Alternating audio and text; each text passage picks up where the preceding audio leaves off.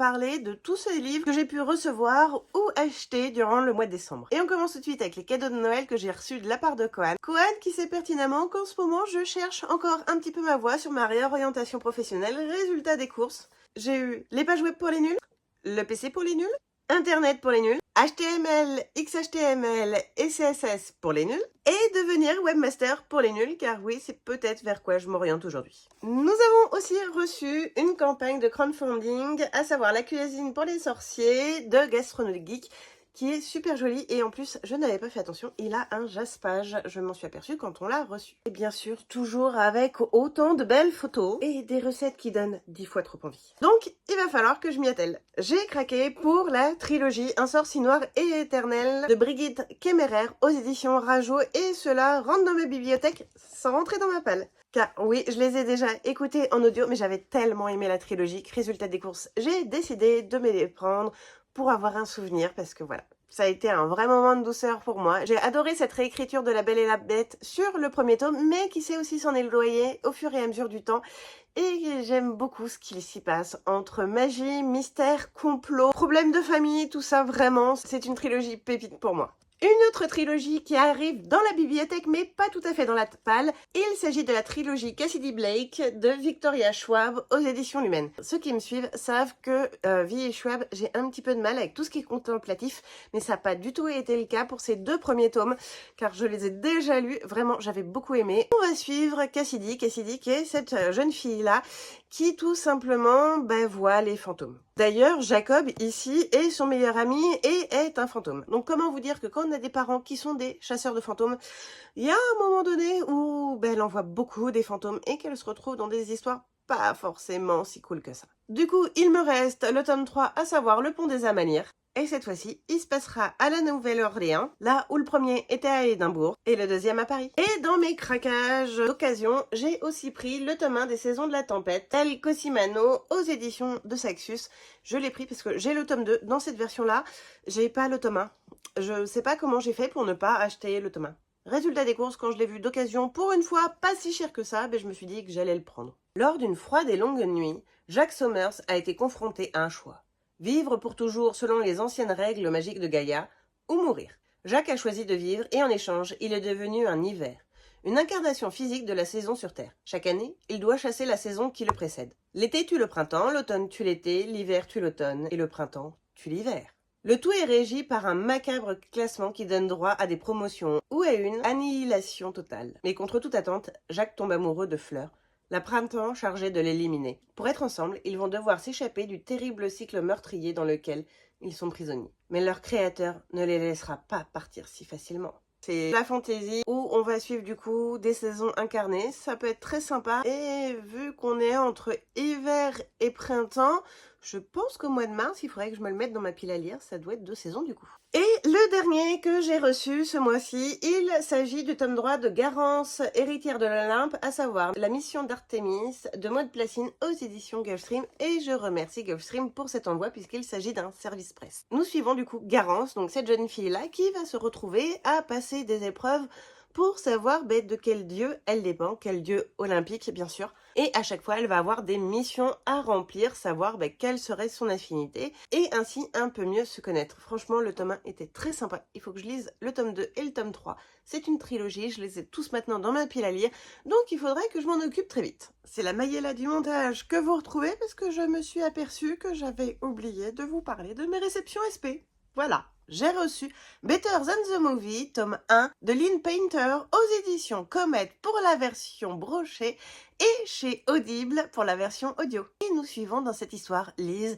Liz, une invétérable romantique qui se raccroche très fort à l'esprit de sa maman qui est décédée il y a plusieurs années déjà, qui était fan de comédie romantique. Et lorsque le bal de promo de Liz arrive, elle voit que son amour de maternelle, à savoir Michael, est de retour juste à côté de chez elle alors qu'il était parti depuis de nombreuses années et elle imagine déjà faire son arrivée au bal de promo en étant à son bras. C'est alors qu'elle propose un deal à Wes, récupérer la place de parking pour laquelle ils se battent depuis que tous les deux ont un véhicule en échange de l'aide de celui-ci pour pouvoir conquérir le cœur de Michael et arriver au bal de promo avec lui. Elle connaît Wes et Michael depuis qu'elle est toute petite, mais comment vous dire qu'elle n'a pas forcément vu son voisin évoluer et que le retour de Michael lui envoie tellement de paillettes dans les yeux que elle voit pas forcément les choses.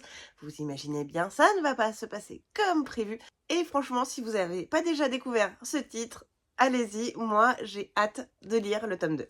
Autre livre que j'ai reçu dans sa version audio, il s'agit de Dents de soie de Maëlle Desarre, aux éditions Slalom pour la version brochée et Volume pour la version audio. Dans les mondes brisés s'opposent depuis la nuit des temps sanguins et humains pour une bataille sans merci, qu'enveniment en secret les faits. Noble sanguin, autrefois respecté, Devin est aujourd'hui déchu, édenté et promis à d'éternelles souffrances. Alors qu'il fait route pour le bagne, lui apparaît la plus singulière des créatures. Navier minuscule et rose des pieds à la tête, aussi plantureuse qu'elle est gorgée de magie. Mais surtout, elle est encore plus en colère que lui.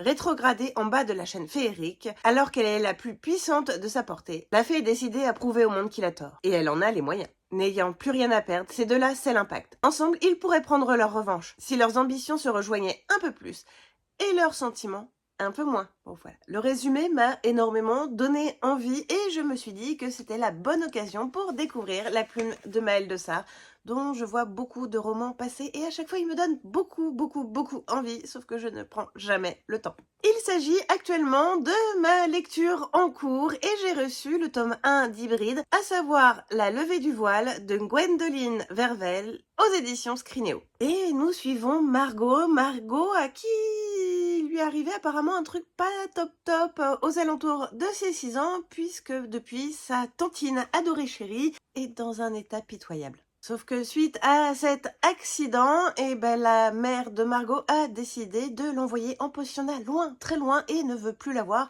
parce que sa sœur est plus en état et que c'est un peu de la faute de sa fille. Mais il se pourrait surtout que Margot soit une hybride et plus exactement une elfide, c'est-à-dire la descendante d'une hybridation entre humains et elfes pour pouvoir permettre à Mère Nature d'être sauvée. Bien sûr, dedans, il y a des bestioles qui sont pas top et je peux vous dire déjà qu'il y a plein de secrets qui sont cachés, qu'on apprend au fur et à mesure et que j'adore ma lecture en cours.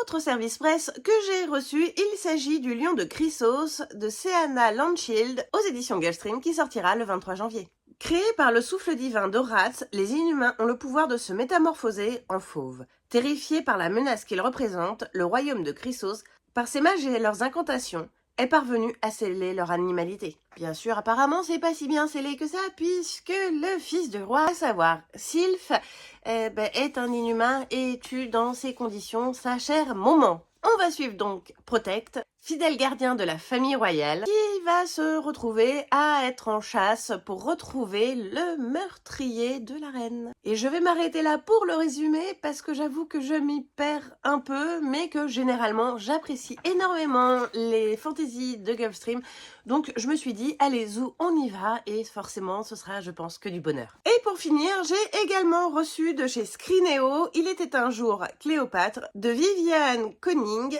qui est sorti le 16 janvier. Je m'appelle Iras et toute jeune, j'entre au service de la reine Cléopâtre. Avec elle, j'ai tout vu, tout vécu. Ses disputes avec son jeune frère, alors qu'à 19 ans, elle règne avec lui sur le royaume d'Égypte. Son exil pour éviter d'être assassinée. Son incroyable rencontre avec Jules César. L'amour sincère unissant cette pharaone et ce général. Son voyage sur le Nil, puis à Rome. Courage, passion, alliance, médisance, combat. Je raconte tout ce que j'ai partagé avec Cléopâtre, cette grande reine à la vie aussi tumultueuse qu'un roman. Alors c'est vrai que l'histoire de Cléopâtre est juste énorme d'un point de vue, j'allais dire background, mais en fait il y a énormément d'informations dans son histoire. Et voir un petit peu ce qui a pu lui arriver durant toute son histoire. Moi, je suis pour, et je suis d'autant plus pour que c'est un livre plutôt pour jeunes lecteurs. Et du coup, si cette collection me plaît, elle va aussi rejoindre en version physique la collection de mes enfants. Résultat des courses, un mois de décembre relativement sage, puisque en dehors d'un Ulule qui avait été payé il y a un bon moment déjà, je n'ai pris que des livres d'occasion. Je vous préviens tout de suite, en janvier, ce ne sera pas le cas. Mais je suis contente de moi puisque un de mes objectifs pour 2025, c'est d'acheter un petit peu plus raisonnable. Et que résultat des courses, acheter des livres que j'ai adorés ou d'occasion, ben, c'est relativement raisonnable. En prime, c'est d'autant plus raisonnable quand ils rejoignent la bibliothèque sans passer par la casse-palle. Et vous, quels sont vos derniers craquages du coup? On se retrouve très vite pour une prochaine vidéo. Ciao!